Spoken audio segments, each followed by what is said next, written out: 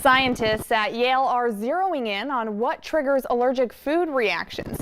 They say the body has a built-in food quality control system that reacts to toxins. Researchers found that over time, the body has been exposed to processed foods, hygiene products, and antibiotics, and that now the gut may react to some food proteins as if they are toxins.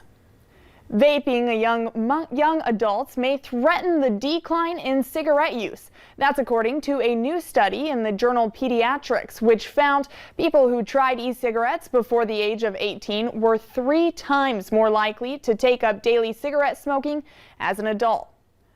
Early COVID-19 lockdowns had less benefit on urban air pollution than first thought. Scientists in the UK believe the modest reductions were actually brought on by seasonal and weather changes.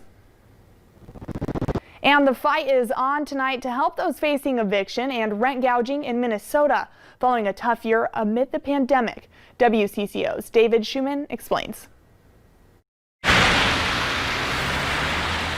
Rent control, or rent stabilization, puts a cap on how much landlords can increase their tenants' rent each year.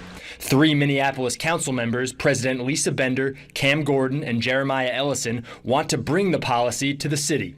First, the city charter needs to be amended to even allow for the ordinance to be proposed. That would take a citywide vote in November.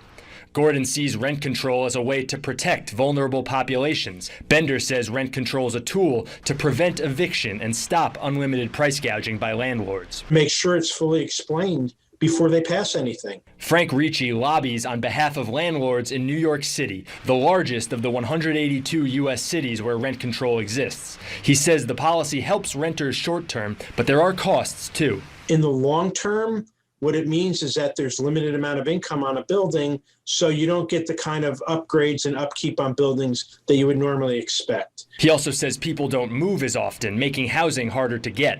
A Minnesota group representing building owners said it's incredible that certain members of the council have chosen further chaos. We vigorously oppose this proposal as rent control policies produce New York City-like effects on housing affordability, and access. Next month, the University of Minnesota is expected to complete a policy study that'll help the council determine details on a possible rent control ordinance, like which buildings it could apply to, for example. In Minneapolis, David Schuman, WCCO 4 News. Don't go anywhere. Coming up after the break, Devin will be back in with your sports highlights.